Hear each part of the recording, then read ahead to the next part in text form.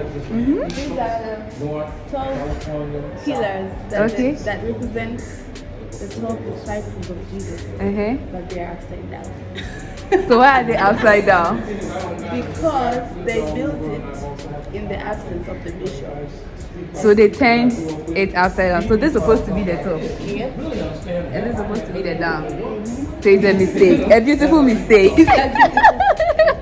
Thank you. Zanzibar is an island, so it's surrounded with water in all parts. So it was hard for the freed slaves after the abolition of slavery to get out of Zanzibar and going back to their homes. It was just due to the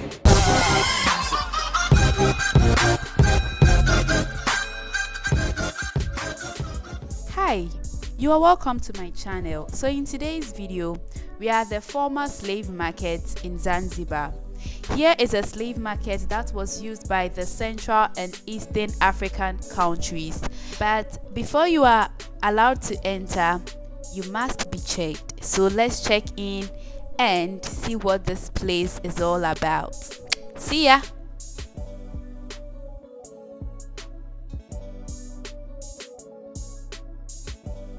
We are inside the Anglican Cathedral, but the place is former slave market site. And this place we have 4 parts to see. We have this church, which is standing on the place where the slave market was found. But also we have slave monument, it is just out there. But also we have slave chambers, and that point in this place will be the exhibition. So this is Anglican Cathedral. It is the first church to be used in Zanzibar, and the church is the place where the slave market was found. So before the church was here, slave market was here. And the structure of that market, it was just small huts around here with a tree, jojoba tree, which was found where we have the high altar at the moment, where slaves, before to be auctioned, they were used to be tied, and then they were whipped to check who is weak and who is strong. So for those who are showing weakness, were sold in a low price, but those who are not showing weakness were sold in a high price. So slaves from here were taken from East and Central African countries to this place. Then from here, most of them to Oman. It was very few to America, West Indies, and Caribbean. As we know, most of them were taken to America, they were from West, not from this side.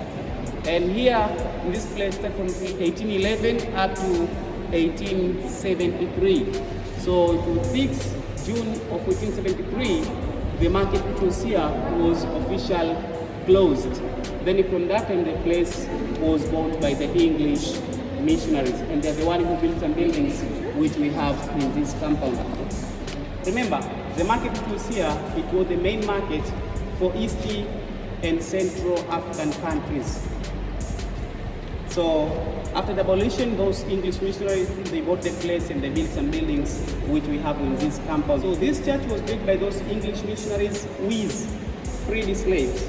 Remember, I told you slaves who are taken from East and Central African countries, but you also remember Zanzibar is an island, so it's surrounded with water in all parts. So it was hard for the freed slaves after the abolition of slavery to get out of Zanzibar and going back to their homes. It was just due to the low technology to cross water that place. So they were staying here in Zanzibar. We have a place here, we have a place called Limbweni.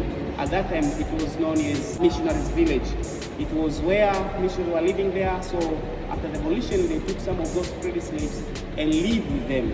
So later on, those freed slaves, they also joined those missionaries to build the church which we have here from 1874, 1 year after the abolition of slavery, 1874 up to 1880, this church was complete.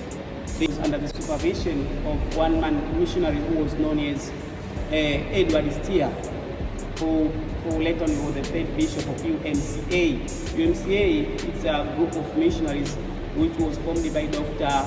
David Livingstone on 1857, then the University of Cambridge and Oxford universities.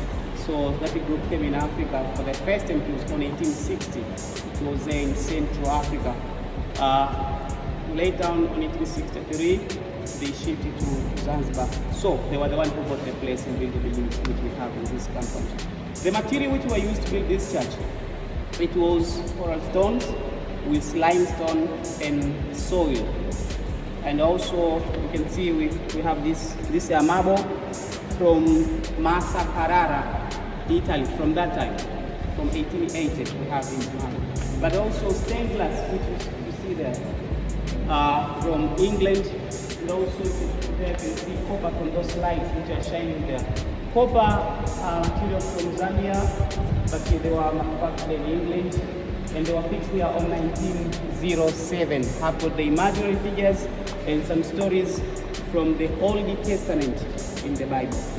But also from there you can see we have those 12 pillars. Those 12 pillars stand for the 12 disciples of Jesus, but all of them are upside down. You can find their bases, they are found on top. The square box supposed to be the base, so they are upside down. It was a mistake during the construction. The time those pillars were fixed, the engineer, Bishop Edward Steer, was away from Africa, so he was there in England just for the treatment. Or then he left back in Africa. There was some missionaries, freed slaves, to keep on doing the church, so they made that mistake. But also up there we have pipe organ. Organ is there since 1880 from England. Still works. It is one of the two oldest pipes organ of such kind which is still working. The other one is from South Africa. We have only two. The other one is in South Africa, St. George Cathedral, there in Cape Town. So here we have pictures. We still use the church till nowadays for the services. Even today there was a service here, so we are not allowed to cross and go up there. So we have pictures. It's a picture of a grave of the Bishop Edward Steer. So this grave is found behind the high altar.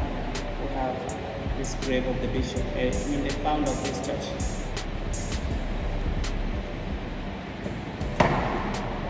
But also it is sign of moving post which is found in front of the high altar, down there. So this white mabuseko, it is there to symbolize the place where there was a tree, the joba tree, where slaves before to be auctioned they used to be tightened, so then they were whipped. Check who is weak and who is strong. This reddish color symbolizes the blood of the slaves who whipped them a tree at that time. Sawa?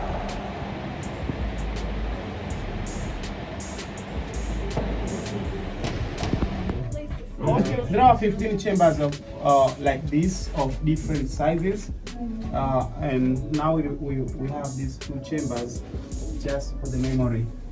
So the one which we are in, it was for the 75 people, women and children, while the other one was for the 50 men. So they were kept in here for 2 to 3 days because the market was twice in a week. So without being given enough food, enough water. The floor we have down here, it was for pee and poo. 3 holes we have there. They were used as windows with air and light, but now, but one at the middle, that the ring size. They were not chained in here. Only when they were taken to the market, they were chained around their necks. So most of them died in these chambers. You should have water, food, suffocation, and diseases. But remember, the aim of putting those slaves in a harsh condition like this, it was a test to test who is weak and who is not. They didn't like to take anybody who will die on the way before reaching there. That's why they let them pass through these harsh conditions. Sawa.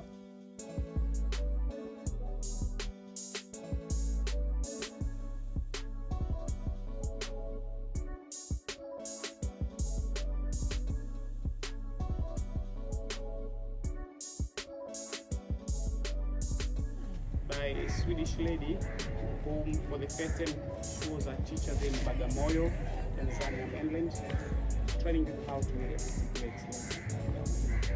But later also she got the idea of doing the work we have here.